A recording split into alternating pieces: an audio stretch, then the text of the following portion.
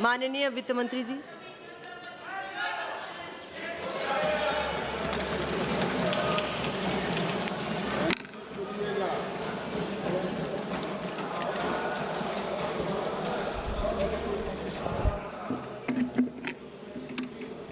धन्यवाद madam. Budget के प्रस्ताव पर बहुत सारे मेंबर्स, ऑनरेबल मेंबर्स बात किए हैं। उन सब के हर एक विषय के ऊपर क्लैरिफिकेशन देने से पहले थोड़ा बजट के विषय पहले सामने रखना चाह रही हूँ। Sir, madam,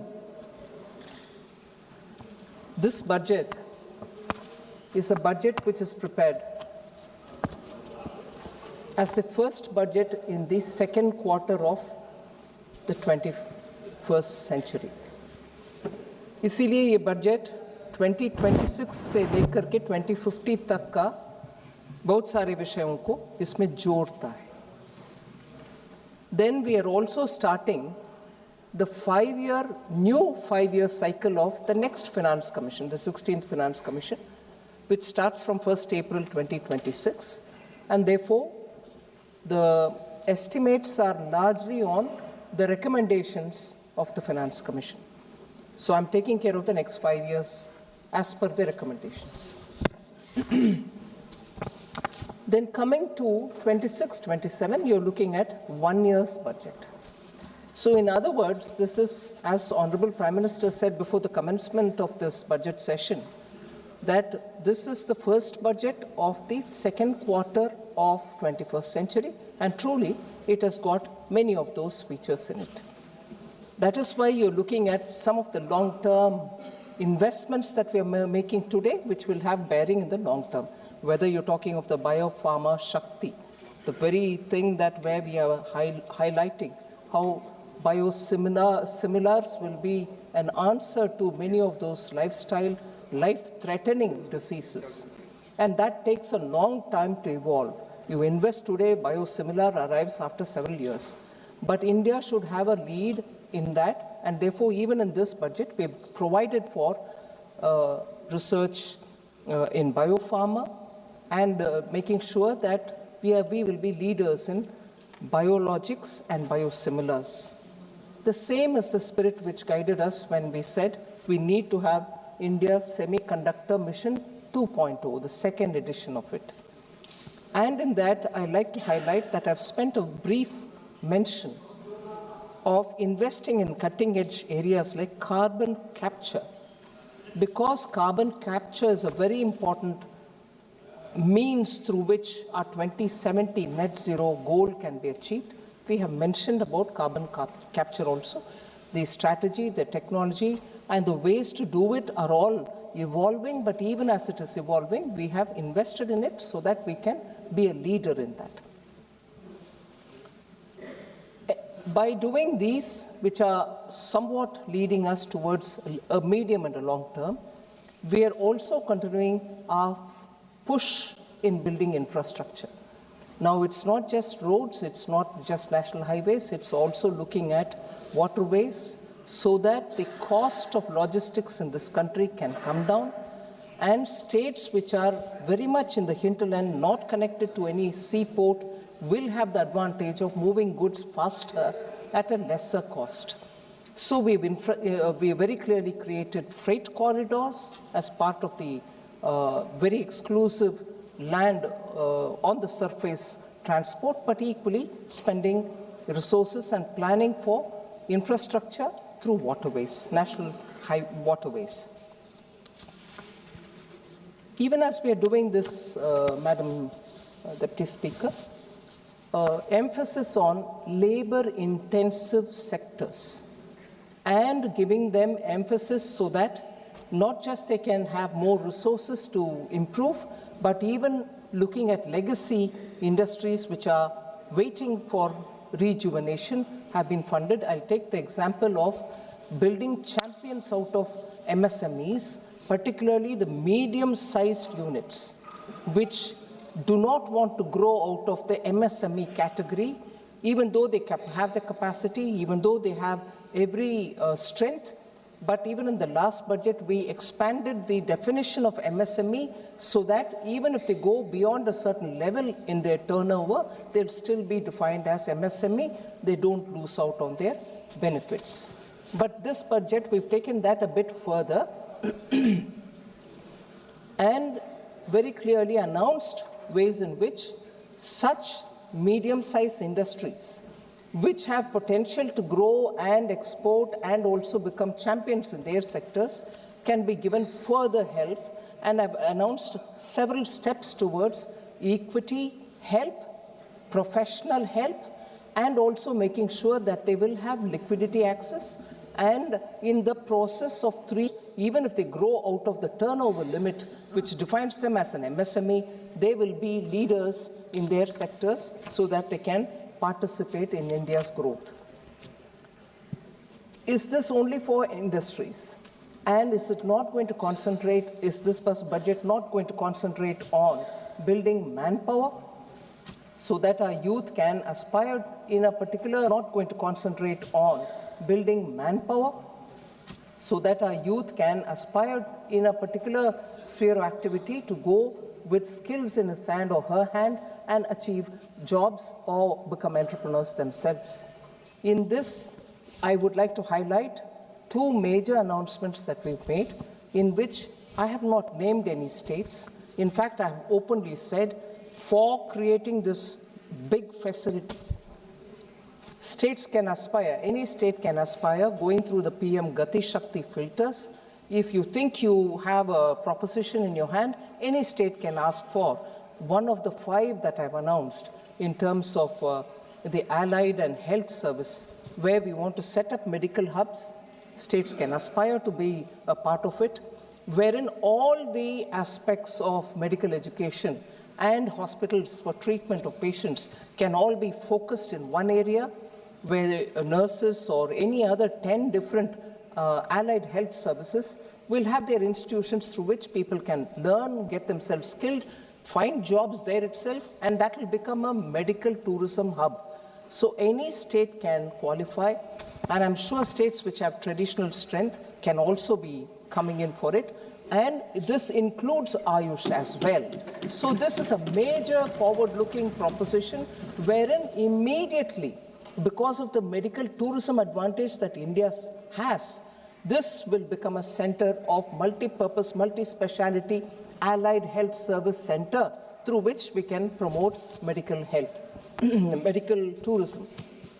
So that was one of the major announcements. Similarly, we have said, instead of waiting to qualify and finishing your education and coming out and seeking where should they go for acquiring skills, the skilling element can be brought into education itself, and at the end of the day, when they come out, students can say, I can become entrepreneur, and this kind of a mega center can be kept next to any industrial cluster that any state has. So these mega entrepreneurship building centers as education hubs can also be coming up from any state. We are willing to work with the states so that this mammoth higher education center can be propped up, and therefore students can go there, come out as entrepreneurs, get to doing businesses. So if we've done these 2 in the major education-related activity, health-related activity, we've also openly said that mega textile parks, we are willing to work with states, particularly looking at industrial textiles, looking at textiles which are going to be new age, which are now becoming a part of manufacturing in industries, whether they manufacture a car, where the safety cushion which comes in is all completely made out of industrial textiles. So these kind of new age textile requirements can also be produced. So these are major announcements, and I welcome any state which wants to come into this area. The center is willing to work with them and promote it.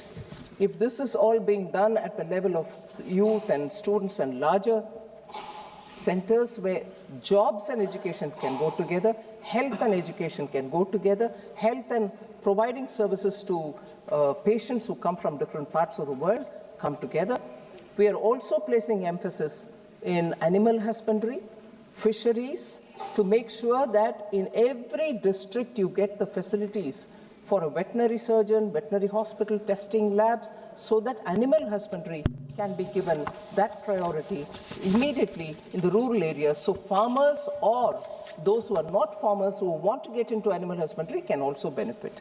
That is why these announcements for fishing sector, it goes along with money being put in for restoring 500 Amrit Sarovars, the waterways, and the particular waterway which has been, national waterway which has been announced, also has institutions of excellence along its course, along the course of the river, so that shipbuilding, boat building, particularly I mentioned this, the route in which the national waterway is being announced, which will end up covering all the mineral-rich parts of the country and linking up with Paradip or with Dhamra port, is passing through states where the Nishad log can become boat makers, and they're already experts in it. They can also teach people.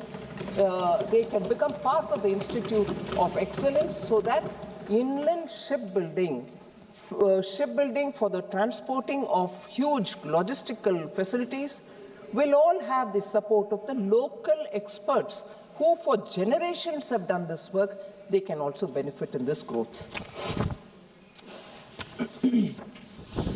Equally, ma'am, as I said, not just helping the MSMEs which are new, but also the old and legacy industries, 200 legacy clusters which have been known for decades as those places which supported MSME, and from there they produce and export.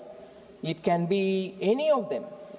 It can be Ludhiana, it can be Jalandhar, or it can be Kanpur, or it can be centers near Bihar, it can be anywhere in Bengal.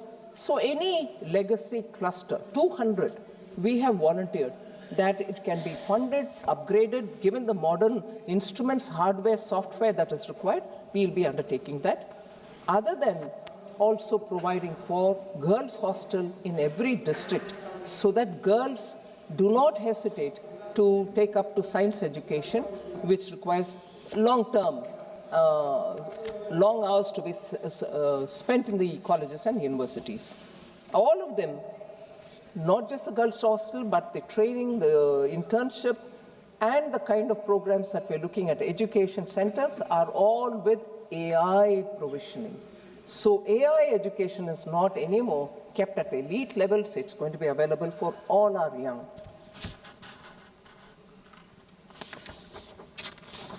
So if I very quickly move to mention the numbers, madam. Gross tax receipts are at 44.04 lakh crore in this BE. It's about 8% more than what was in BE of RE of 25-26. 3.26 lakh crores more than the RE. And if I were to look at the total expenditure, madam, for 26-27, it's at 53.47 lakh crores, so much more than what we receive as tax receipts. The capital expenditure is at 12.22 lakh crores, which is 3.1% of GDP, and also 11.5% higher than the RE 25-26.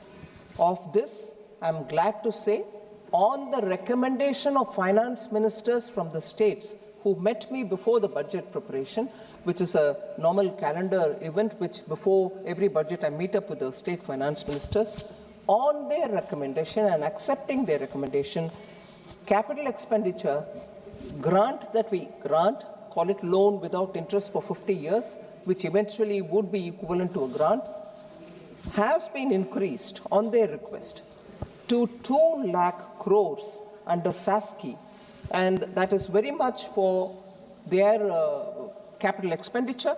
Many states have actually shown that some of the signature projects of their states have been completed over the years since 2021 when we have been giving them SASKI, 50 years interest-free capital expenditure, money which goes to the states.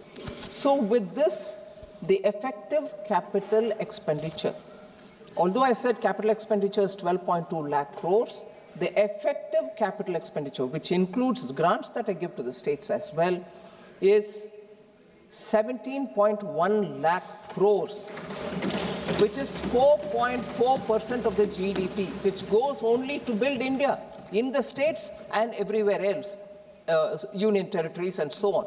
So states and union territory put together for the capital expenditure, 17.1 lakh crore is being given effectively.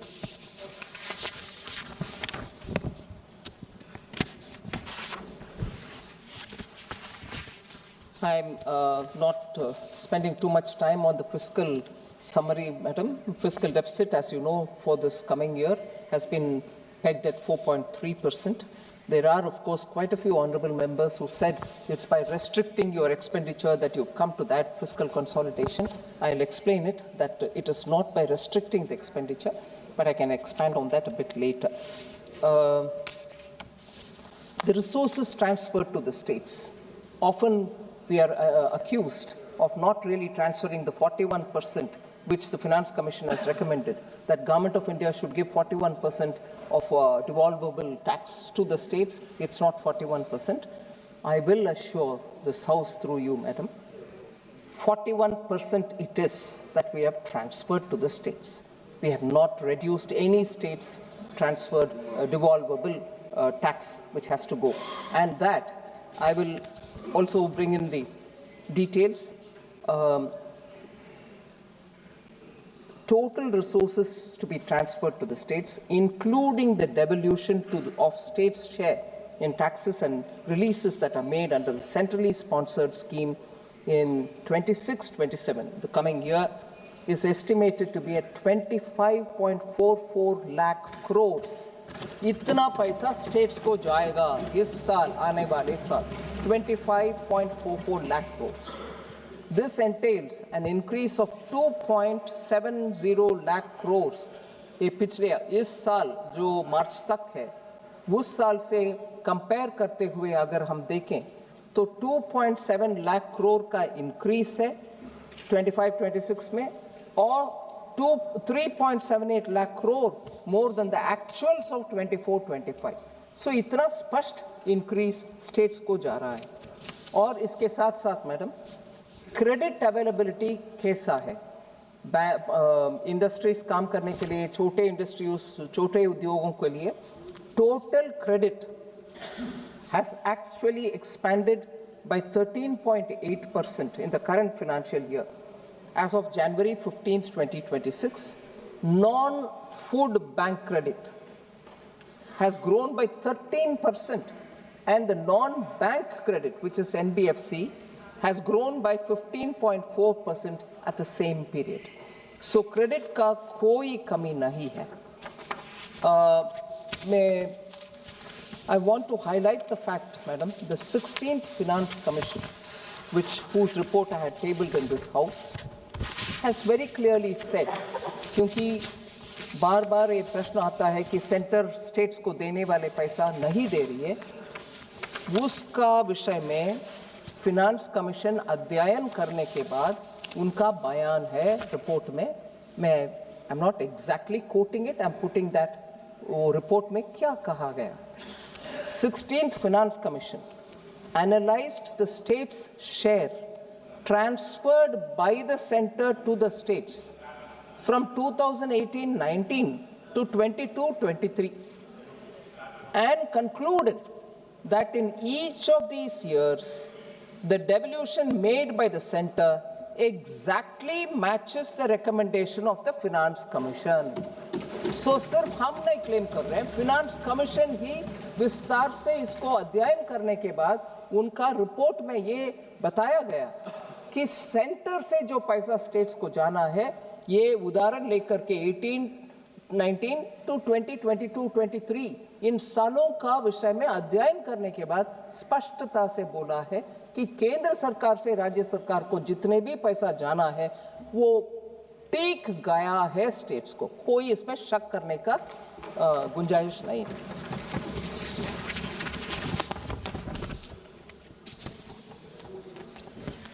क्योंकि इस विषय में इतना स्पष्टता से मैं बात करना चाहती हूँ, थोड़ा सबको मालूम है फिर भी मैं याद दिलाना चाहती हूँ। ग्रॉस टैक्स रेवेन्यू मतलब टोटल टैक्स से जितना कलेक्ट होता है उसको ग्रॉस टैक्स रेवेन्यू कहा जाता है।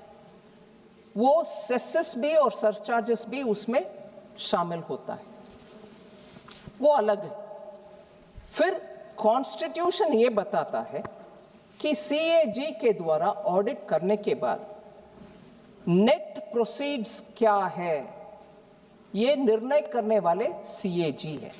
नेट प्रोसीड मतलब ये ग्रॉस टैक्स रेवेन्यू जो अमाउंट है उससे सेस को हटा दो, सरचार्ज को हटा दो, उसके बाद जितनी भी है उसको डिविजिबल पूल कहते हैं, वो ही है नेट प्रोसीड। उससे हम 41% स्टेट्स को भेजा है कि नहीं भेजा है, उसका अध्ययन होना चाहिए, ना कि ग्रॉस टैक्स रेवेन्यू के ऊपर। ग्रॉस टैक्स रेवेन्यू में सेस भी है, सरचार्ज भी है। जब डांटना है केंद्र सरकार को, आप सेस भी कलेक्ट कर रही हो, सरचार्ज भी कलेक्ट कर रही हो, हाँ कलेक्ट कर रहे हैं, क्योंकि कॉन्स्टिट्यूशन में हमें प्रावधान है सेस कलेक्ट कर सकते हैं और सरचार्ज कलेक्ट कर सकते हैं कॉन्स्टिट्यूशन के मुताबिक। वो हटाने के बाद जो पूल रहता है उसके ऊपर आपको 41% मिलना चाहिए। वो मिल रही है कि नहीं मिल रहे, आप उसके ऊपर कैलकुलेट करो, ना कि जीटीआर के ऊपर, और उसके बाद बोलोगे कि सेस भी आप कलेक्ट कर रही हो और उससे हमें कम भी दे रही हो। No, you can't have it both ways. So I think we should be very clear. और ये एनेक्स 4A और एनेक्स 4B, सॉरी,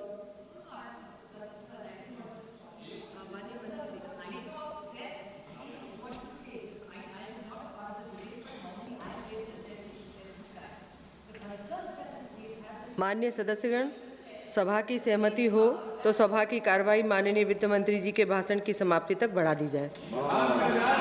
माननीय मंत्री जी, continue. There is less accountability. The CAG also has said that. So the concerns that the state raised is that if you take everything in cess, then what are the states left with? Like even the new schemes, if you keep cutting, then what will the states have? That's the limited point I think the opposition is raising. I don't think there's any allegation about it. It's just to what. There's no suffering to the states even on that score, Madam Honorable Member. I'd like to explain that as well, and I will go into the detail with that as well. Cesses and surcharges, cesses particularly are collected for a particular purpose.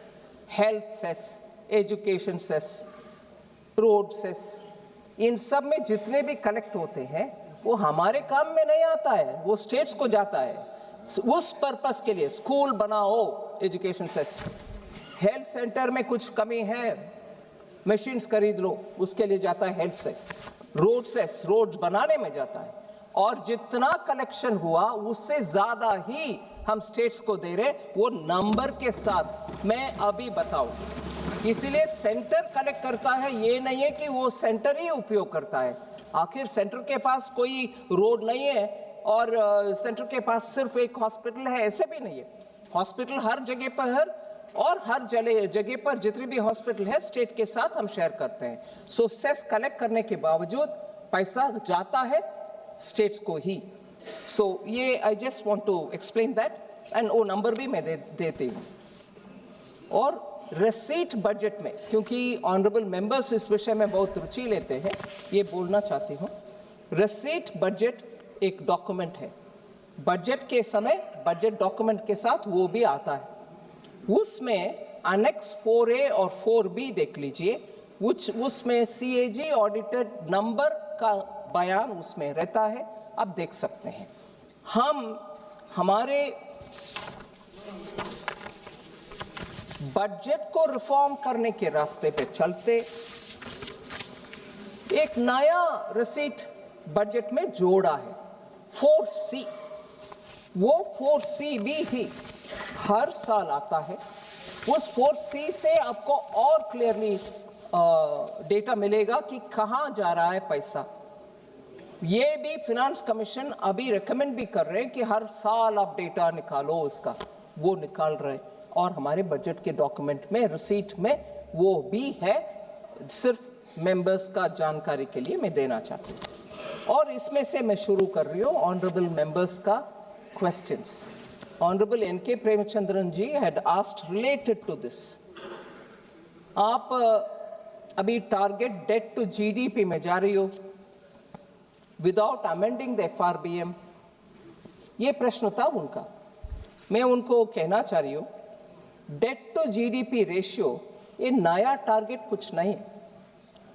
Along with fiscal deficit, debt to GDP already included है as a target. 2018 amendment of the FRBM act में वो बनाया गया है, वो प्रावधान। This is mentioned under the section 41B of the FRBM Act. इसके कारण हम ये स्पष्टता से कह सकते हैं, गवर्नमेंट के स्ट्रैटेजी टू अचीव विकसित Bharat is to provide capital investment in the economy. For that purpose, we have allocated effectively 17.15 lakh crore, and this will work as a force multiplier and therefore accelerate our move towards Viksit Bharat.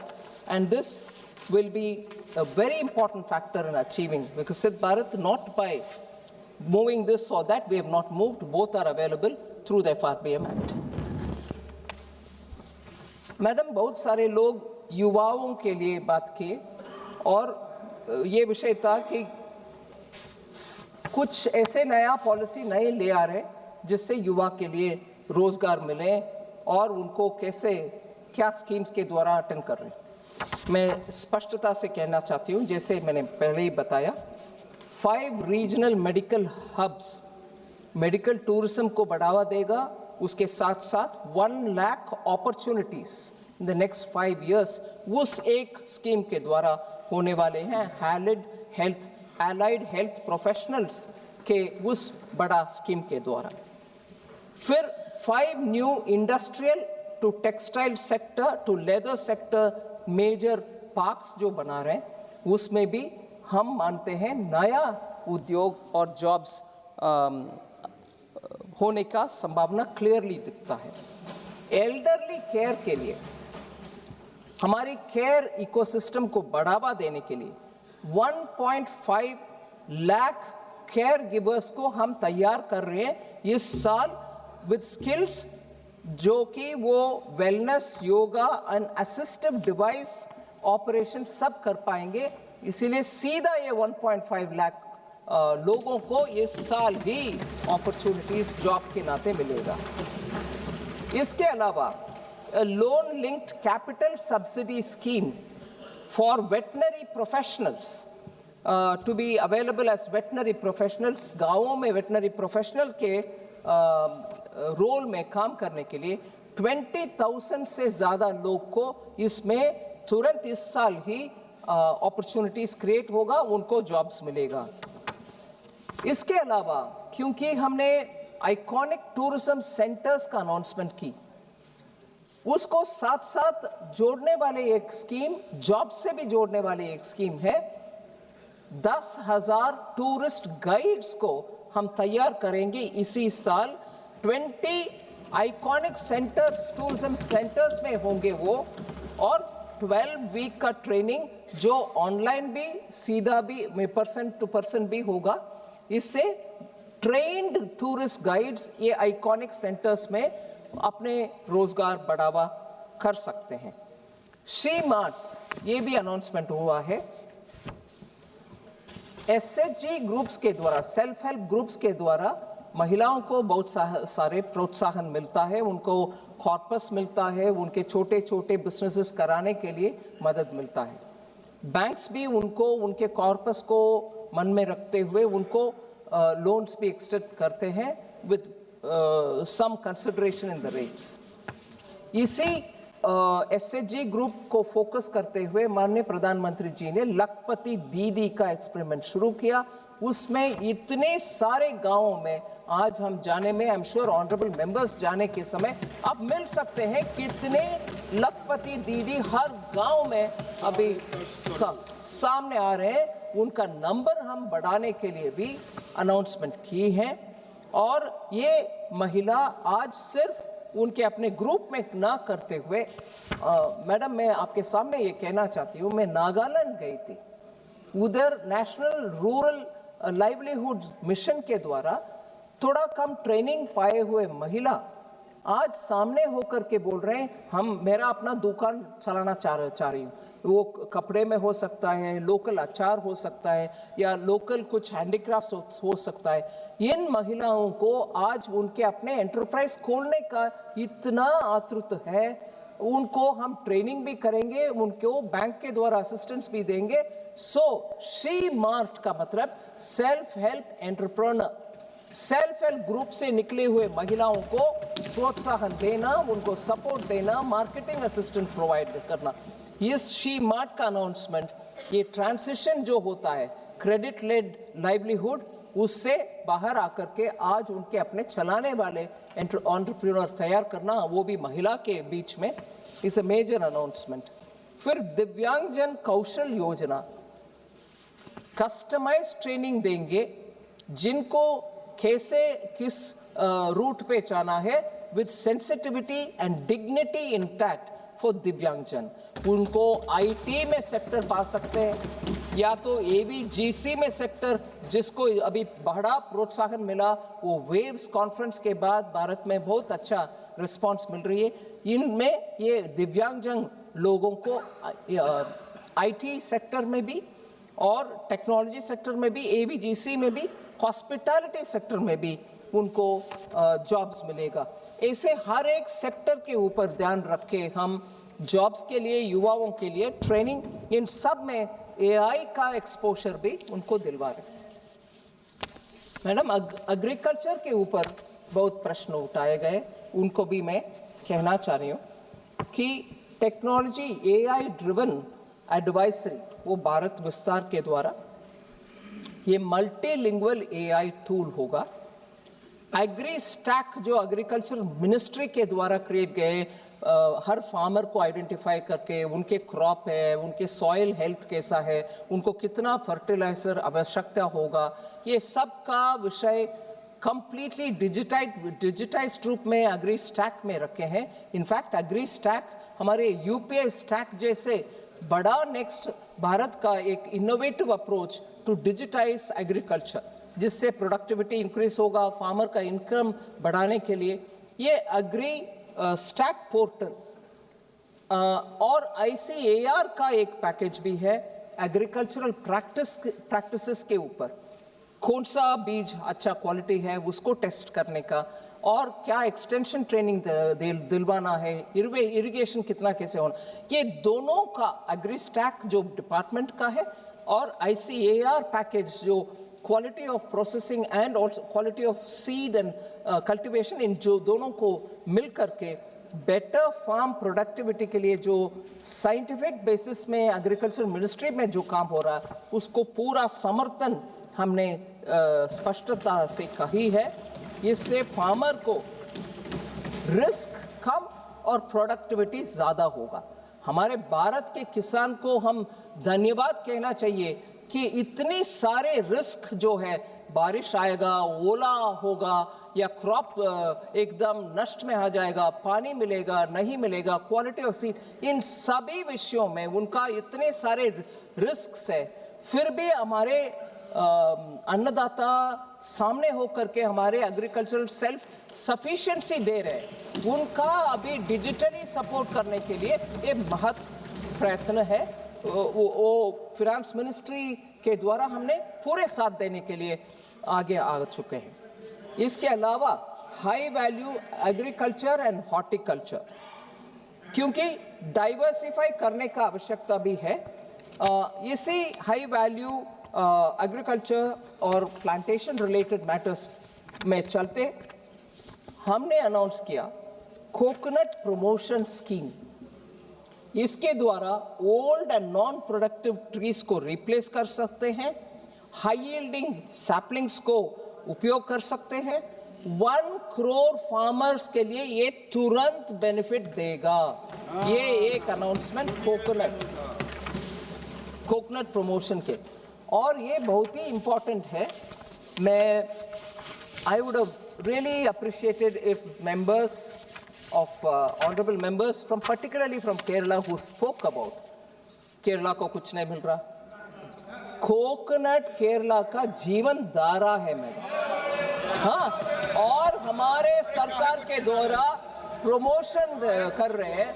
और मैं ये भी बता दूं, देश भर में inflation rate 1 है।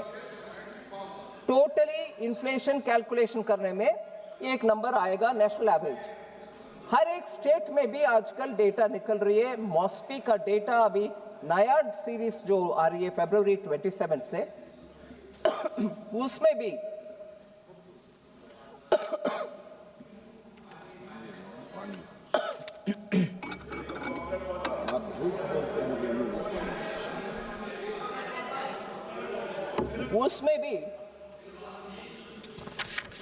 स्टेट्स का इन्फ्लेशन डेटा देते हैं।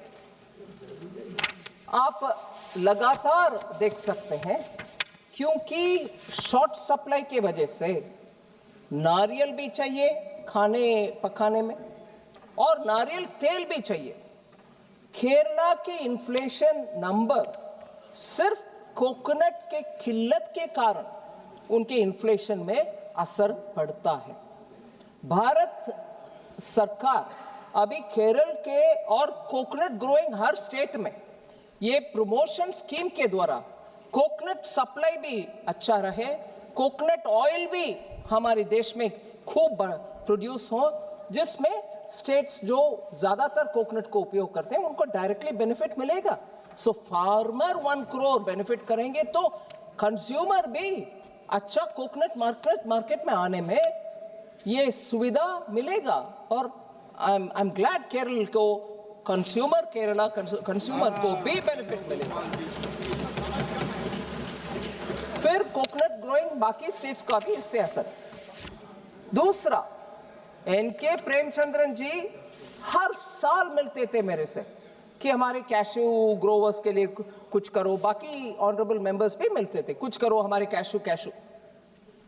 इससे ज्यादा कॉम्प्रिहेंसिव अप्रोच लेकर के कैशू सेल्फ सफिशिएंसी हो भारत देश में, कैशू एक्सपोर्ट हो भारत देश से, कैशू का वैल्यू एडिशन हो जाओ भारत देश में ही, ऐसे कॉम्प्रिहेंसिव कैशू के लिए टोटल पैकेज, और उसका ज्यादातर I would think 70% beneficiary are in Kerala, all right also in Karnataka, Andhra Pradesh. Are honourable member from Kakinada spoke about it this morning. So Maharashtra, Goa, completely cashew industry last few years had their own difficulties. मगर इस scheme के द्वारा हमने cashew को complete support दे रहे हैं। सो इन states में थोड़ा एक्टिवली होकर के सामने आकर इसका पूरे भरपूर उपयोग करना चाहिए इस स्कीम को। ऐसे ही कोको, आज को कर्नाटका में भी बीच में इंटरक्रॉपिंग का फैसिलिटी, वो अरेका ट्रीज के बीच में कोको कल्टीवेशन हो रही है भारत देश में, उसका भी सपोर्ट हम दे रहे हैं।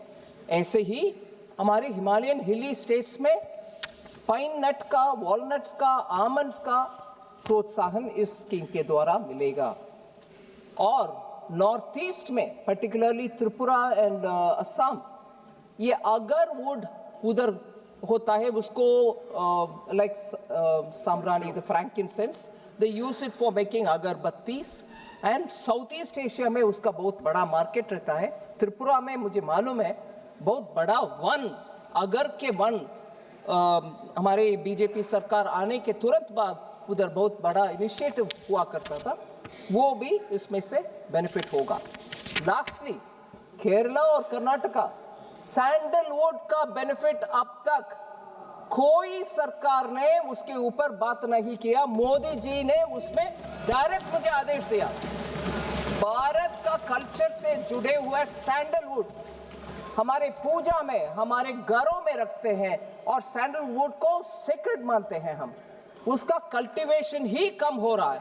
मुझे सुनने में आया और डेटा भी मैंने देखा, ऑस्ट्रेलिया में आज बड़ा सा सैंडलवुड का वन वो लोग तैयार कर रहे हैं। भारत को पुनः सैंडलवुड का प्रामुख्यता समझ करके हम उसको प्रोत्साहन देना चाहते हैं। I am grateful honourable prime minister came and said, you are from the south, don't you know that you are losing all the sandalwood forest. इसका अभी मुझे ये भी मालूम है, आंध्रा में नेल्लूर डिस्ट्रिक्ट में शायद एक व्यक्ति पिछले 25-30 इयर्स से सैंडलवुड कल्टीवेट कर रहा है, मगर वो घर उनका वन में नहीं है, ऑर्डिनरी लैंड में उन्होंने सैंडलवुड कल्टीवेट किया।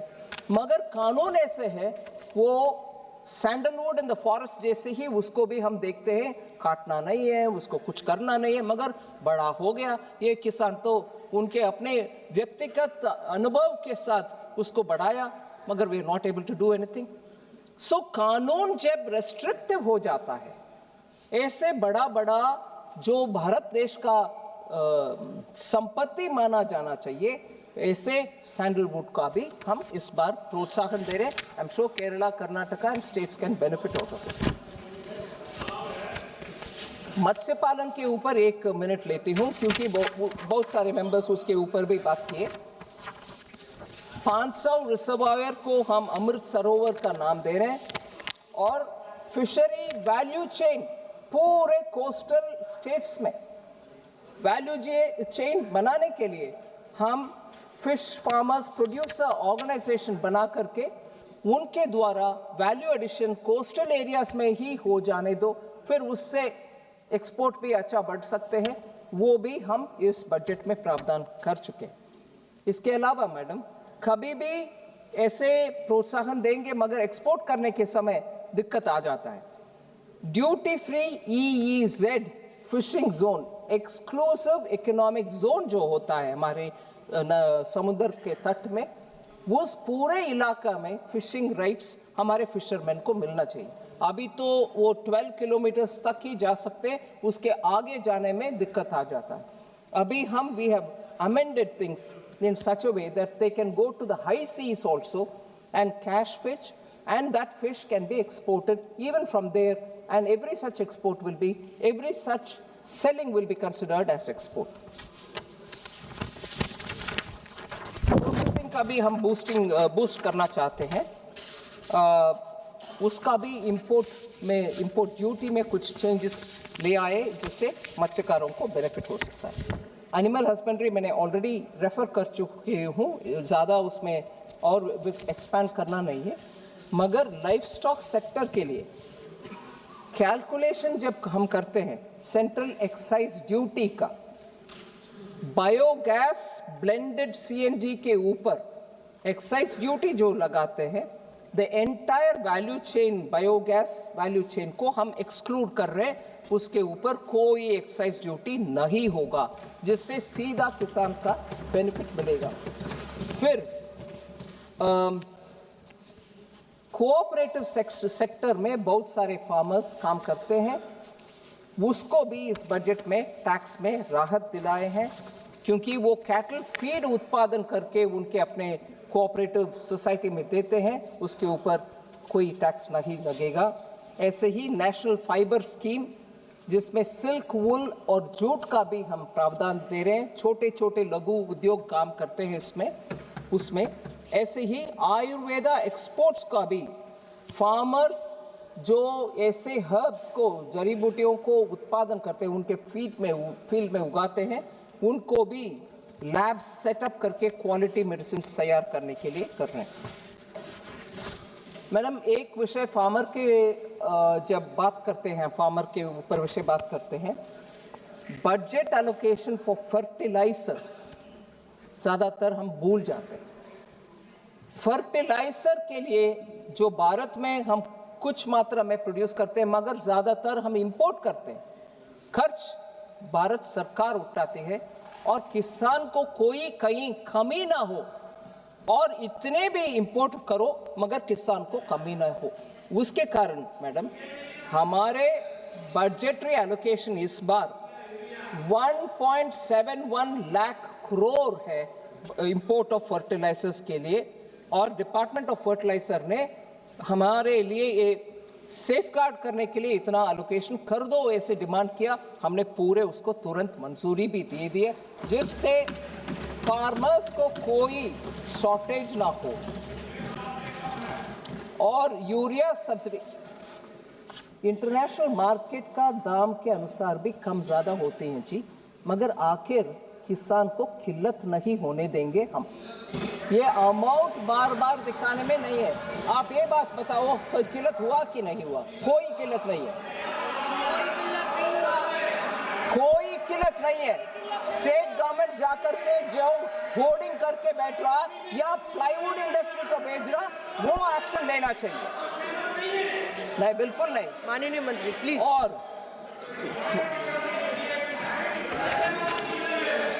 कोई किल्लत नहीं है। फिर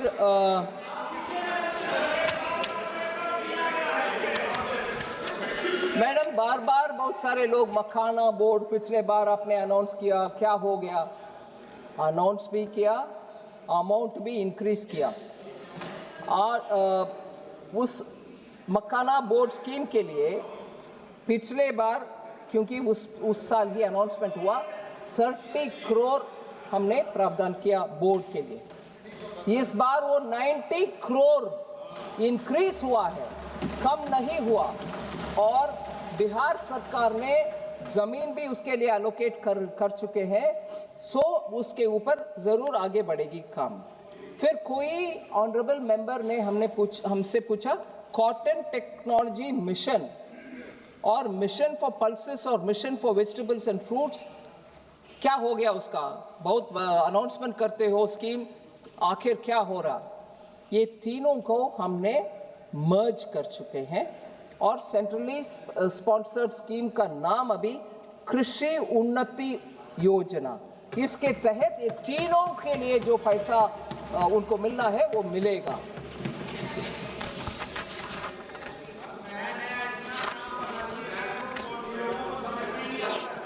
समझ में नहीं आएगा मैडम। माननीय अखिलेश जी बात करने के समय, you have a rubber board, don't you? Haven't you got a rubber board in Kerala for years? What are you saying about rubber now?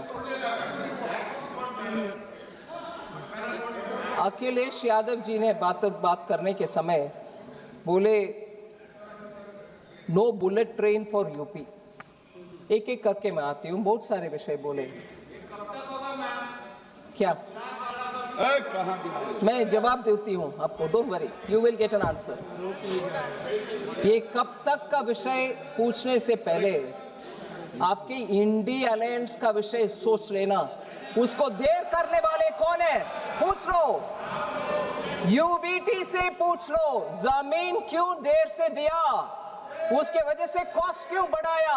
आपके अलायंस पार्टनर, उनसे पूछो भाई, ना कि मेरे से।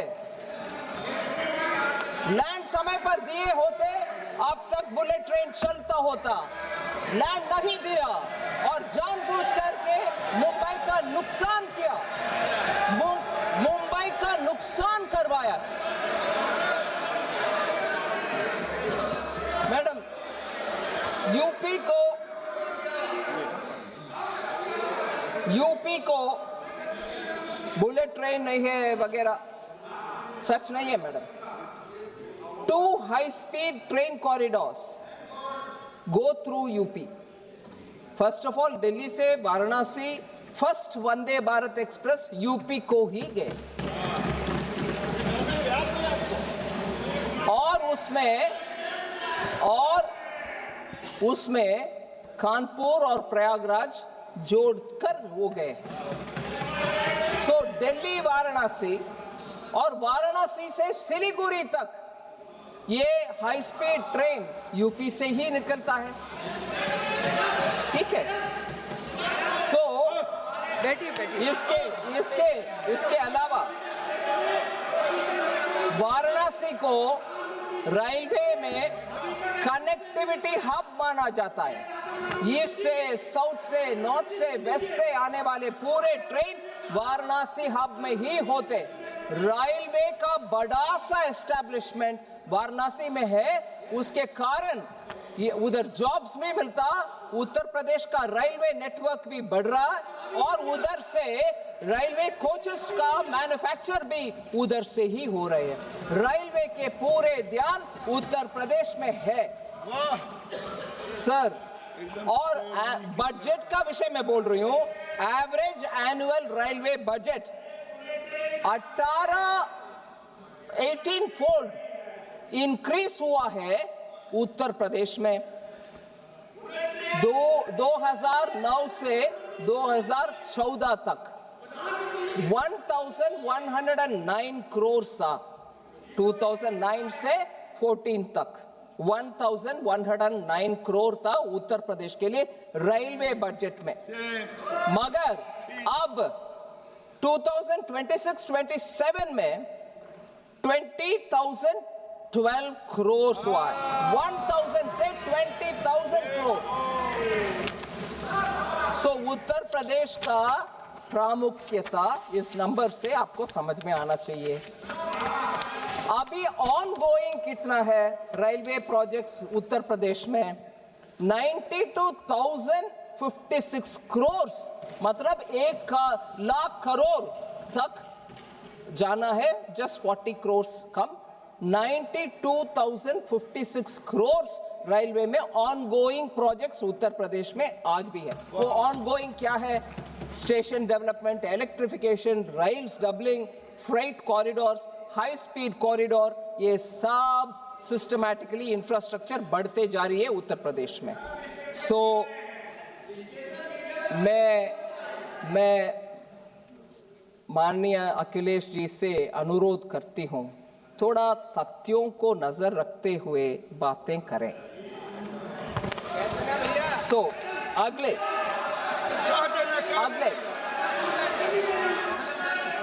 Professor Saugata Roy, west Bengal does not find a mention in the budget. बोलते हैं वेस्ट बंगाल बजट में एक बार भी मेंशन नहीं हुआ। ये डेलिबरेटली पता नहीं क्यों मिस इन्फॉर्मेशन करना चाहते हैं। मैं बोलना चाह रही हूँ, वेस्ट बंगाल पूर्वोदय में एक बहुत ही इंपॉर्टेंट स्टेट में, वो स्ट्रैटेजिकली उनको उधर लोकेशन पूर्वोदय में, उसके तहत east coast industrial corridor Durgapur से बजट अनाउंसमेंट इतना क्लियर करती है, integrated east coast industrial corridor Durgapur में एक नोड रख करके आसनसोल दुर्गापुर बेल्ट को पोजीशन करती है और ईस्टर्न इंडियन इंडस्ट्रियल कॉरिडोर उससे बनेगा। दुर्गापुर उसका एंकर होगा। Second, high speed rail to north Bengal, Varanasi से जो अभी मैंने बताया सिलीगुड़ी जाने वाले train, high speed rail north Bengal को पहुंच रही है। सिलीगुड़ी नॉर्थ में एक ट्रांसिट हब जैसे बनने वाले हैं, वो भी बंगाल में है। तीसरा, जूट रिवाइवल के लिए हमने इतना बड़ा घोषणा की है, national fibre scheme for self reliance in jute, और बंगाल के हुगली बेल्ट में जो जूट मिल्स है उन सब में लाखों जूट फार्मर्स को उसके द्वारा उनका जीवन शैली ही गुजरता है। उनके लिए अलग से national fibre for self reliance in jute. क्या सिर्फ बंगाल के लिए वो एक अकेला स्कीम नहीं होगा, बड़ा सा स्कीम नहीं होगा, किसान के लिए नहीं होगा, वो भी बंगाल के लिए है। इसके अलावा leather exports, duty free imports, inputs, shoe upper का इनपुट्स का भी हमने ड्यूटी फ्री कर दिया, जिससे लेदर इंडस्ट्री में काम करने वाले बंगाल में ज्यादातर लोग पहले 6 महीने के लिए इंपोर्ट करें और 6 महीने के अंदर एक्सपोर्ट भी करना पड़ता था। अभी वो नहीं है, आप इंपोर्ट करो, पूरे 1 साल रखो और उसके बाद आराम से एक्सपोर्ट करो। ये सुविधा लेदर इंडस्ट्री में काम करने वाले के लिए इस बजट में हमने लिया है, वो बंगाल के लिए नहीं है। फिर पूर्वोदय, इसमें टूरिज्म डेस्टिनेशन, ये पूर्वोदय 5 स्टेट के लिए हर एक स्टेट में एक एक वर्ल्ड क्लास टूरिज्म डेस्टिनेशन हम बनवाएंगे, इसका अनाउंसमेंट भी हुआ। वेस्ट बंगाल उनके अपने चुने हुए कुछ क्षेत्र को ऐसे हाईलाइट बना सकते हैं, वो अपने स्टेट के इच्छा के अनुसार वो कर सकते हैं, वो भी उनके लिए। ऐसे ही जंगल महल एरिया में जो बीड़ी बनाने के लिए तेंदू लीफ निकालते हैं फॉरेस्ट से, उस तेंदू लीफ के ऊपर TCS हम कलेक्ट करते थे, उसको 5% से 2% को कम करवाया इस बजट में। उसके बेनिफिट सीधा बंकुरा, पुरुलिया और मिदनापुर में जो काम करते हैं, फॉरेस्ट में जाकर के तेंदू पत्ता ले आकर के बीड़ी वर्कर को देते हैं, उनको सीधा मिलेगा। ये सब बंगाल के लिए नहीं है क्या? बंगाल का मेंशन नहीं हुआ, ऐसे आरोप लगा रहे, वो गलत आरोप है। फिर और मैं ये कहना चाह रही हूं, हमने केमिकल पार्क का अनाउंसमेंट किया और वो केमिकल पार्क को चैलेंज मोड में ले आने के लिए क्या बंगाल अपने साहस दिखा नहीं सकते कि जहां उनका हल्दिया पेट्रोकेमिकल यूनिट के बगल में केमिकल पार्क अगर बनना चाहते हैं, हमने तो 3 केमिकल पार्क अनाउंस किए बिना स्टेट का नाम लेते हुए। बंगाल सामने आने दो, केमिकल पार्क बनने के लिए वो भी सेंटर के साथ काम करें। बंगाल के जनता के हित में ये कर नहीं सकते हैं, मगर ना बंगाल के लिए कुछ नहीं दिया। फिर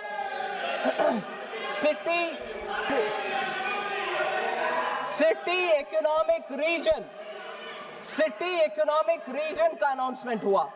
इसमें हम बोल रहे हैं, आप उदाहरण के लिए मैं बोल रही हूं, मैंने नाम नहीं लिया, कोई भी स्टेट आ सकते हैं सामने। हर साल अगले 5 साल के लिए हर साल 1000 करोड़ देंगे एक सिटी का इकोनॉमिक रीजन बनाने के लिए। क्यों? कोलकाता, हावड़ा, आसनसोल, दुर्गापुर उसमें शामिल हो सकते हैं। 5000 करोड़ लो 5 साल के लिए, कौन रोक रहा भाई आपको? नहीं, हम गुस्से में हर बार सुप्रीम कोर्ट तक जाएंगे, सेंट्रल गवर्नमेंट हमारे खिलाफ है और डांट खाएंगे उधर, सुप्रीम कोर्ट में डांट खाओगे, मगर एक्सेप्ट नहीं करोगे, सेंटर आपको हेल्प कर रहा है। ये सिटी इकोनॉमिक रीजन क्यों नहीं कर सकते? नहीं, हम सब हाथ में दे, फिर भी केंद्र सरकार के ऊपर डांट पड़ते होना चाहिए।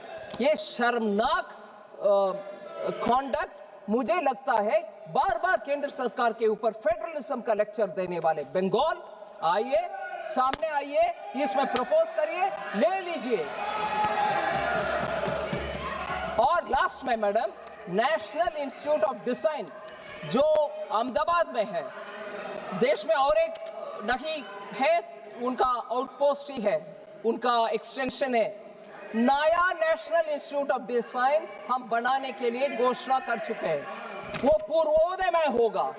इसमें भी बंगाल आ सकते हैं सामने, हमें भी दे दो, आओ ले आओ। बंगाल के हित में अगर चाहते हैं सामने आओ, ले लो। बीजेपी आएगी बंगाल में, बीजेपी आएगी बंगाल में। मैडम, एक और विषय मैंने बहुत ही ध्यान से सुना, ऑनरेबल मेंबर अभिषेक बैनर्जी का स्पीच ध्यान से सुना। अभिषेक बैनर्जी का स्पीच मैंने ध्यान से सुना, मगर मुझे दुख लग रहा है कि इस सदन में आकर के सदन के हर मेंबर को मालूम है ऐसे जानकारी को तोड़ मरोड़ करके अनट्रूथ, एकदम गलत बयान। जीएसटी, अब सुन लो भैया, सुन लो, जीएसटी इतना क्या बोलते हैं, चमकदार और वेरी अट्रैक्टिव वे में वो बोलते हैं एक बंदा अगर जन्म से टैक्स पे करता है, जन्म लेते हुए ही दूध के ऊपर टैक्स है, डायपर के ऊपर टैक्स है, फिर स्कूल में जाता है नोटबुक के ऊपर टैक्स है, फिर हॉस्पिटल में जाता है उसमें टैक्स है। कहां से निकाल रहे हैं जी ये सब? मैं बोल रही हूं 2017 जब जीएसटी इंट्रोडक्शन हुआ तब से ही दूध के ऊपर टैक्स नहीं है जीएसटी। ये कहां से ले आ रहे हैं जी?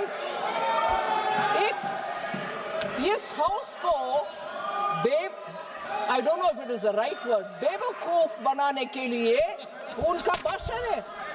मिल्क के ऊपर कोई टैक्स नहीं है जीएसटी, एजुकेशन के ऊपर कोई टैक्स नहीं है, जीएसटी इफेक्टिवली एग्जेम्प्ट है, जीरो है। Pre school to higher secondary education ये सब जीएसटी से मुफ्त। Education leading to recognised qualification जहां है वहां भी जीएसटी नहीं है। बुक्स, नोटबुक्स, टेक्स्ट बुक्स सब जीरो है जीएसटी। ये सब जुलाई 2017 से ही, ये नेक्स्ट जनरेशन जो सितंबर 2025 में आया उसमें और सुधार हुआ है।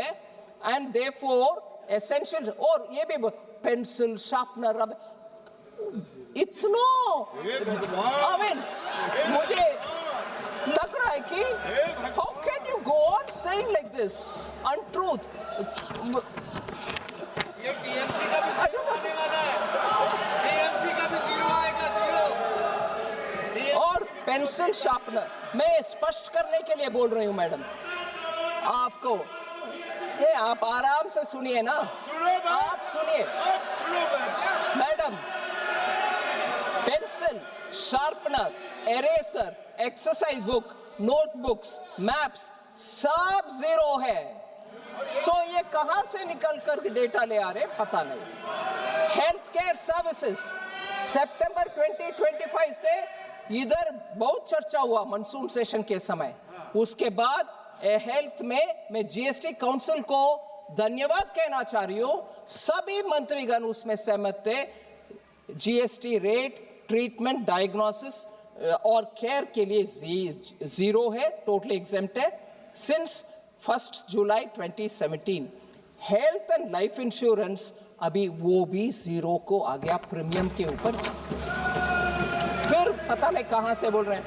फिर मुझे बहुत ही दुख लगा, और ये विषय हम सबको दुखदायक बनाने वाले विषय, और इसमें एक बार नहीं दो बार नहीं मैडम, आप शांति से बैठो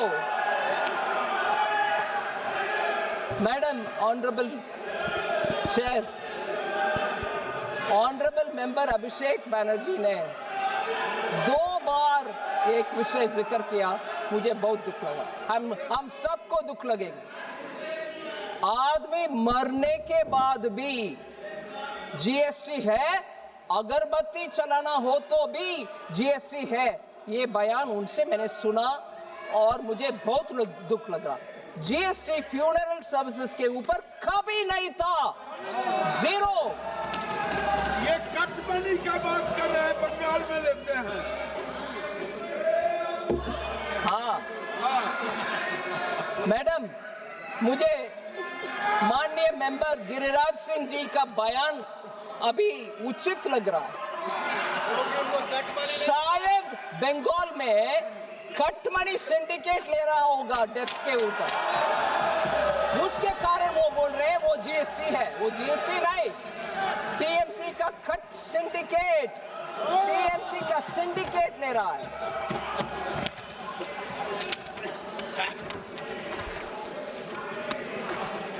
मैडम एक और विषय,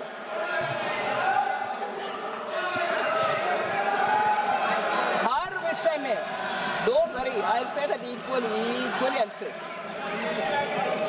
स्टेट गवर्नमेंट में रोड लेवीज लगाते हैं बंगाल में, और न्यू व्हीकल रजिस्ट्रेशन के समय लगाते हैं। अगर बंगाल के नागरिक के ऊपर इतना उनके मन में पीड़ा है कि जीएसटी लेके जा रहे हैं सब में, वो स्टेट लेवल टैक्स क्यों लगाना है? बंगाल के जनता के लिए मुफ्त दे दो, वो नहीं करते हैं। मगर जीएसटी से पैसा भी आना चाहिए, दोष भी लगाना चाहिए।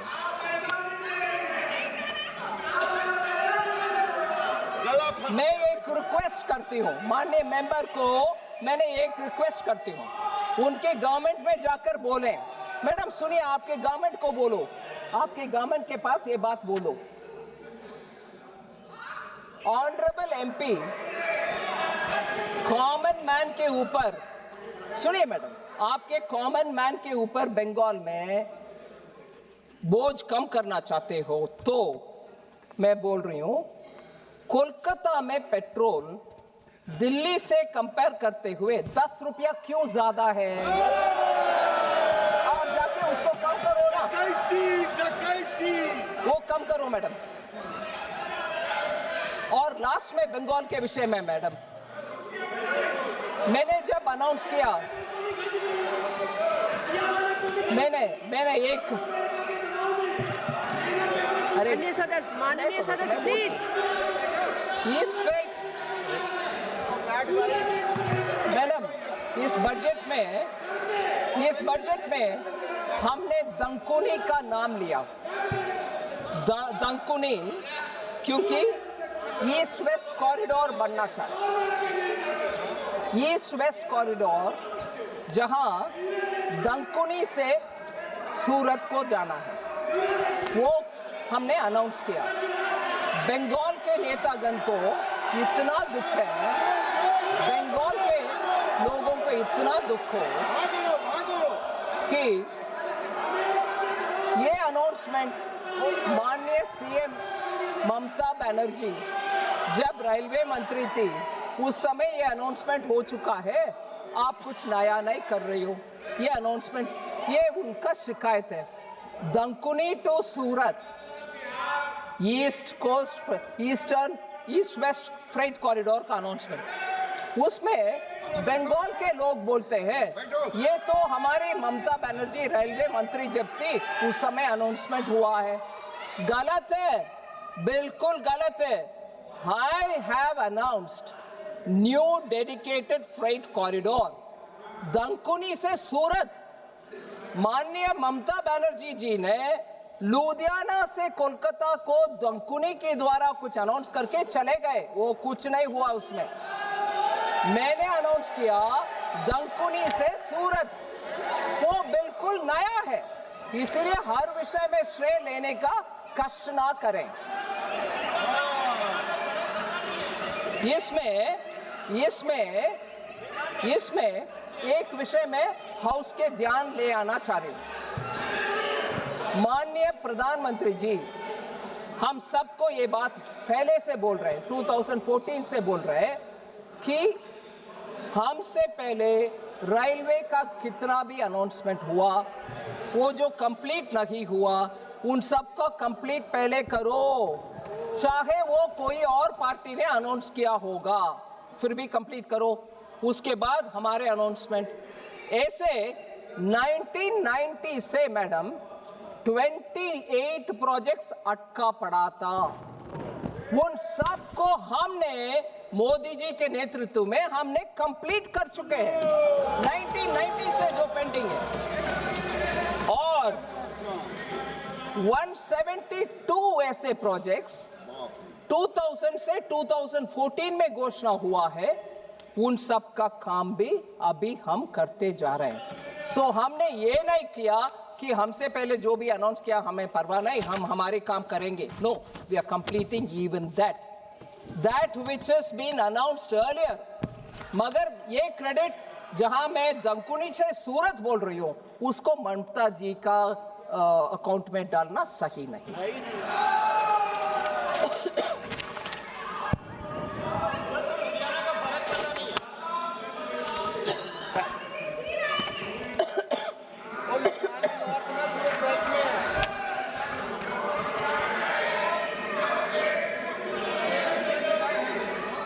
एक और बात माननीय अभिषेक बैनर्जी का विषय में, वो बोले हैं हम आई कम फ्रॉम अ भारत। करके बहुत सारे विषय बोले। मैं हर एक विषय के ऊपर नहीं कमेंट करना चाहती हूँ, मगर एक लाइन था बहुत ही सुई जैसे, like sharp needle, survival is becoming luxury, और ऐसे कुछ शब्द उपयोग किए। Survival is actually becoming a दिक्कत। मैं बोलना चाह रही हूँ मैडम, पर्टिकुलरली को महिला, उनका कॉन्टेक्स्ट होता। अक्टूबर 2025 में MBBS स्टूडेंट ओडिशा से जो बंगाल में पढ़ रही थी दुर्गापुर में, उनका गैंग रेप हुआ। फिर लीगल प्रोसेस के द्वारा वो झगड़ा करके फरवरी 2026 तक आई। फिर अक्टूबर 2025 में ऑनरेबल चीफ मिनिस्टर पब्लिकली बोल रहे हैं, 2025 में माननीय चीफ मिनिस्टर एक महिला होते हुए, अब सुनिए सुनिए सुनिए मैडम, महिला होते हुए भी माननीय चीफ मिनिस्टर बोल रहे हैं अगर महिला गर्ल हो, स्पेशली गर्ल चाइल्ड, रात्रि के समय बाहर नहीं आना। They should not be allowed to come outside the house. आपके लॉ एंड ऑर्डर को इंप्रूव नहीं कर रही हो, मगर महिला के ऊपर दोष डालते जा रही हो। और आपको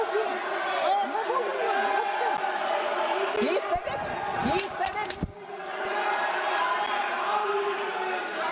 कोलकाता में ही 24 he spoke at that time. Where were you at that time? Sir, if a friend rapes you, कौन क्या कर सकता है? एक बयान हमारा मेंबर ऑफ पार्लियामेंट ने बता रहे कोलकाता के रेप के ऊपर। What can be done if a friend rapes you? महिला के सुरक्षा के विषय में अभिषेक बैनर्जी जी बता रहे हमारे स्टेट से कानून बनाया, उसको गवर्नर को भेजे, गवर्नर राष्ट्रपति को भेजे, हमें क्लियरेंस नहीं मिल रहा। स्टेट का हालात ये है और कानून क्लियर नहीं हो रहा। कानून से सब कुछ हो जाएगा। कालीगंज में जून 2025 में बॉम्ब ब्लास्ट में एक बच्ची मारा गया, टीएमसी लीडर उसको अरेस्ट भी हुआ। मेदिनीपुर में टीएमसी लीडर का अरेस्ट हुआ बॉम्ब के वजह से। बंगाल में बॉम्ब चलता है, कानून नहीं चलता। और लास्ट में मैं बता रहा हूं, एनसीआरबी का data, national crime research bureau का डेटा, कन्विक्शन रेट क्राइम का, इसमें 35 रैंक में है, 36 स्टेट्स का लिस्ट में 35th रैंक में है बंगाल। और हमारे ऊपर शिकायत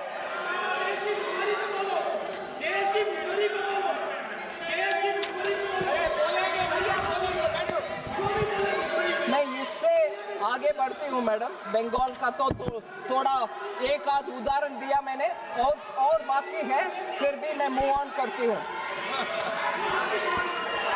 कम्युनिस्ट लोग खड़े होकर के इधर बात किए बजट के ऊपर कम्युनिस्ट लोग बात किए।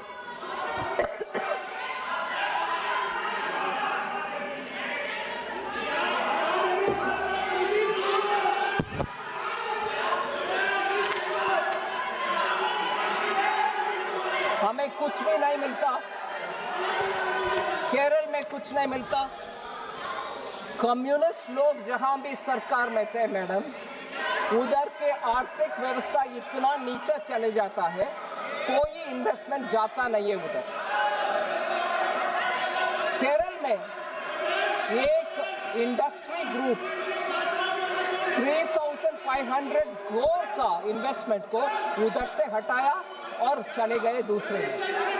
इंडस्ट्री को अट्रैक्ट करने के लिए हर एक स्टेट मेहनत करती है, मगर हम देख रहे कम्युनिस्ट लोग का उनके अपने समय पर कोई उनका करते आते हैं नहीं है इंडस्ट्री बिल्डअप करने के लिए, ठीक है। So gross fixed capital formation decline हो रही है केरल में और बंगाल में और तमिलनाडु में। कोऑपरेटिव सोसाइटी जिसके द्वारा बहुत सारे बिजनेस होता है, उसमें भी सीपीएम के कारण बहुत सारे cooperative society 399 cooperative societies fraud declare हो चुके हैं केरला में। 125 political murders हुआ है। 30 killings happened during the current CM's time. Kerala के विषय बोल रही हूँ। I am talking about Kerala. Go hear it. Vulnerable sections, madam, जो ट्राइबल लोग होते हैं, SC लोग होते हैं, highest IPC crime rate in India of 661 per lakh population according to NCRB data is from Kerala. और scheduled tribes में 35.5 पर लाख पॉपुलेशन में ST लोग के ऊपर क्राइम होता है केरल में, NCRB डेटा है। और ऐसे ही अट्रॉसिटी अगेंस्ट ST 6.2% इंक्रीज हुआ है केरल में। और केरला असेंबली में ही बताया गया कि SC के ऊपर 1.2% इंक्रीज हुआ। सो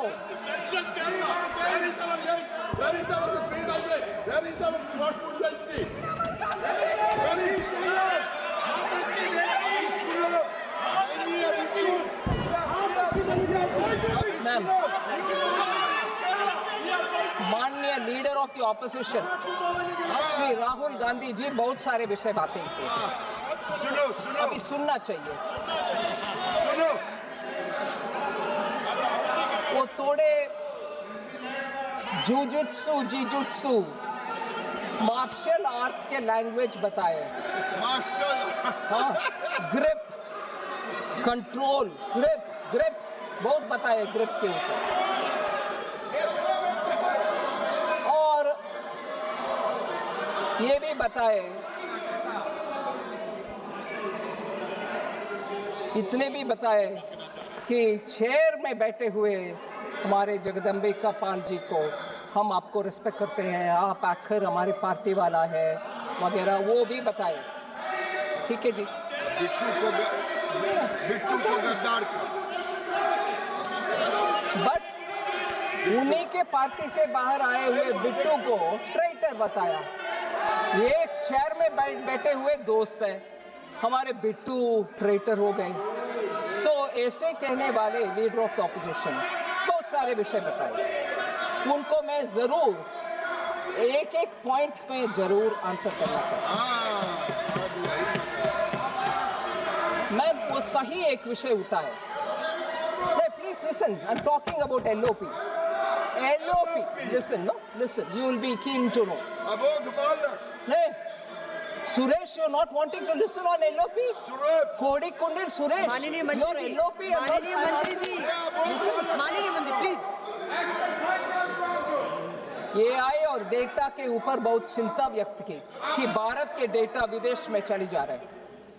सही नहीं है, क्योंकि हम इंसेंटिवाइज कर रहे हैं डेटा सेंटर्स को, जिससे भारत देश में डेटा रहे और भारत के युवा को जॉब्स मिले।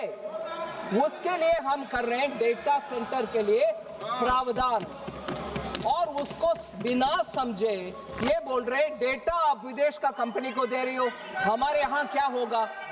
हमारे यहाँ इंसेंटिवाइज कर रहे हैं इसीलिए कि डेटा सेंटर भारत में रहे, डेटा भारत में रहे और डेटा हमारे युवाओं को मैनेज करने के लिए हमारे हाथ में रहे। ये एक विषय है। दूसरा,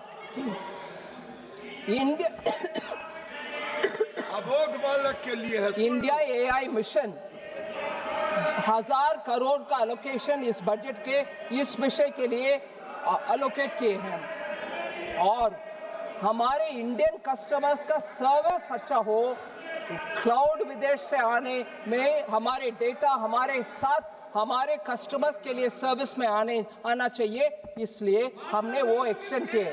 but that he is not, he didn't notice, he didn't read it, मगर एलिगेशन डाल दिए। Second, food security, fuel security, fertiliser security, ऐसे बयान कर रहे। अबोध बालक पर सुनो। ये विषय हमारे सांसदगण और उनके सांसदगण सब सुनना चाहिए, धैर्य से सुनना चाहिए, धैर्य से सुनना चाहिए। Go sit and hear, ma'am, please. Ma'am, I'm talking to her, okay? I'm replying Rahul Gandhi. Go sit and hear. माननीय मंत्री जी प्लीज। अरे केसी वेणुगोपाल जी, लीडर ऑफ द ऑपोजिशन के लिए आप चिल्लाते रहते हो, अभी जवाब दे रही हो, उनके लोगों को सुनने के लिए बोलो। अबोध बालक, अरे अबोध बालक को बोलो। मैडम,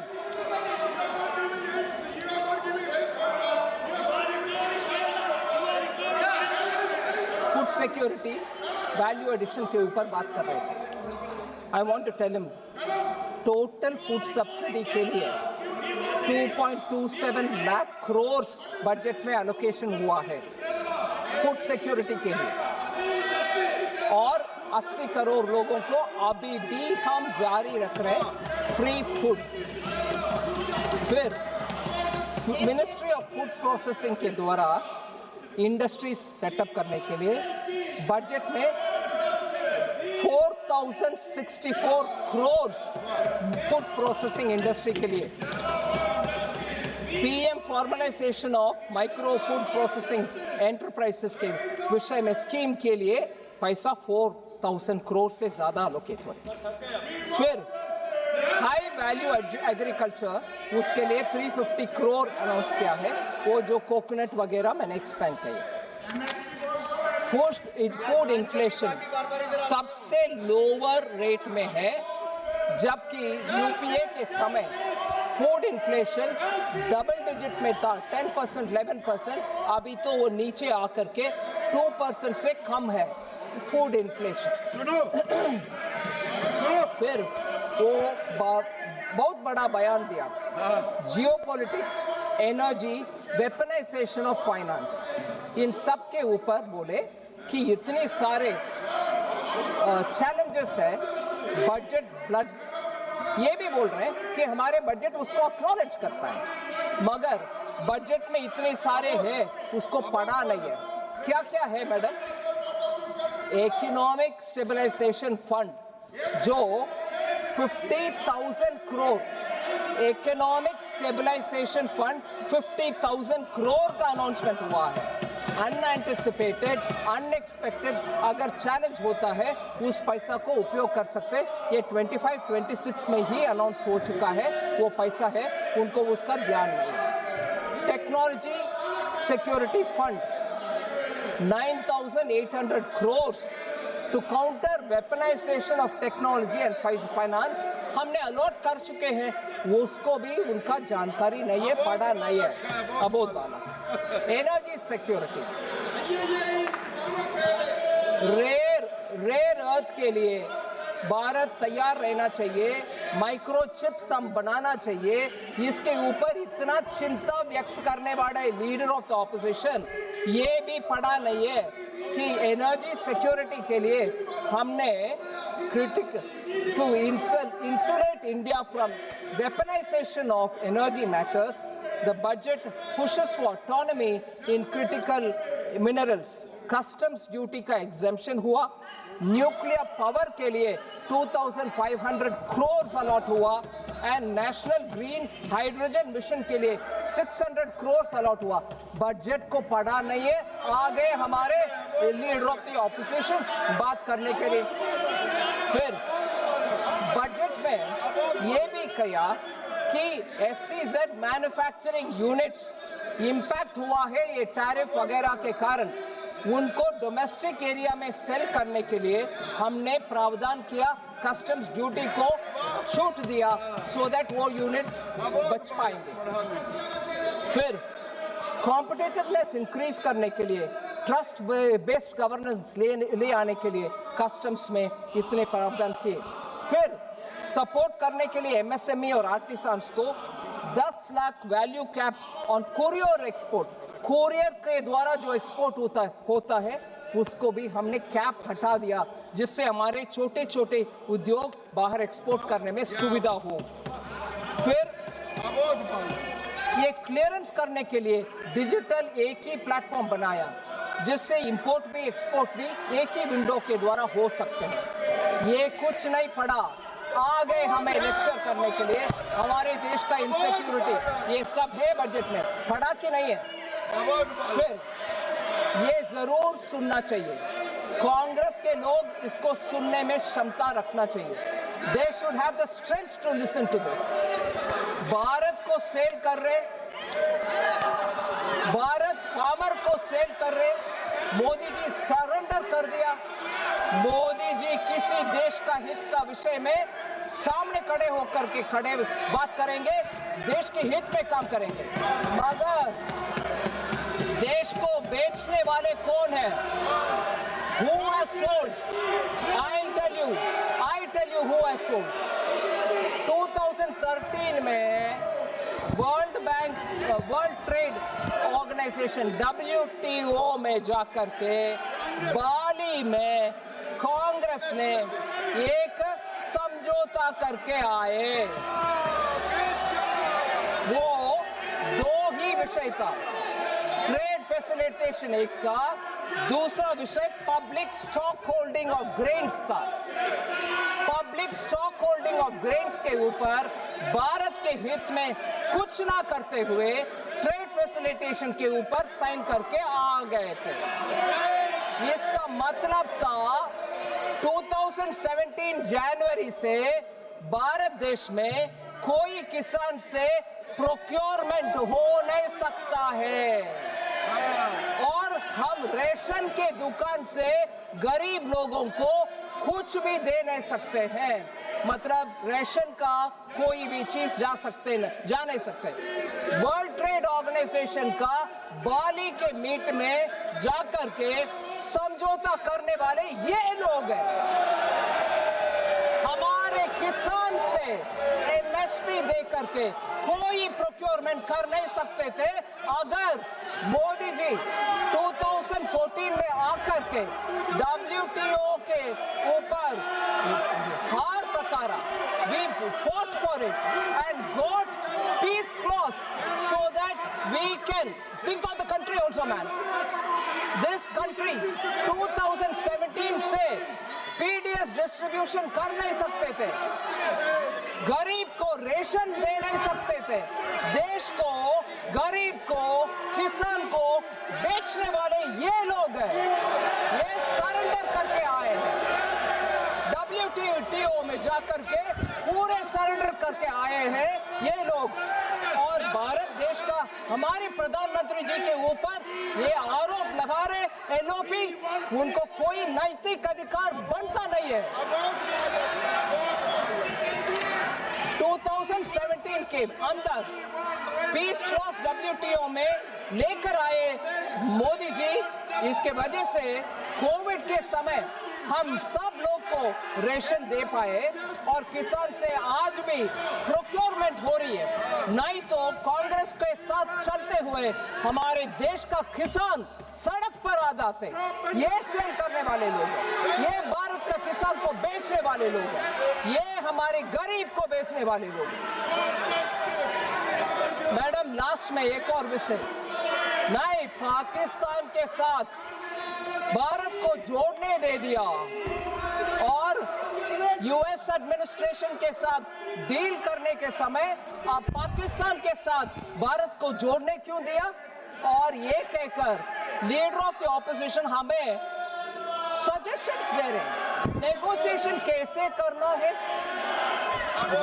किसान को, गरीब को सेल कर दिया 2013 में, और उससे पहले 2009 में शर्मल शेख में जाकर के भारत और पाकिस्तान को जोड़कर हाइफरेट कर और टेररिज्म से ताल्लुक नहीं है, हम पाकिस्तान के साथ समझौता करेंगे, बात भी करेंगे करने वाले डॉक्टर मनमोहन सिंह, ये कांग्रेस वाले पाकिस्तान से इंडिया को जोड़ करके we will talk with Pakistan और टेररिज्म से लिंक नहीं है कहने वाले ये कांग्रेस वाले आज आकर के हमें एडवाइस दे रहे, नेगोशिएशन कैसे करना है। सेल करने वाले आप लोग हैं, किसान को भी, गरीब को भी, इस देश को भी पाकिस्तान से जोड़ने वाले आप लोग हैं। चिल्ला चिल्ला के मेरे आवाज को बंद नहीं कर सकते, ये पूरे देश सुनेगा,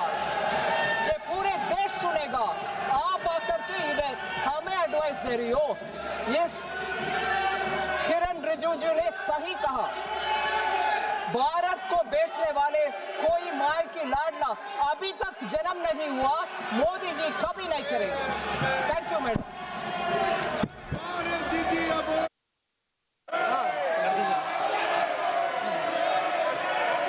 सभा की कार्यवाही कल गुरुवार दिनांक 12 फरवरी 2026 को प्रातः 11 बजे तक के लिए स्थगित की जाती है।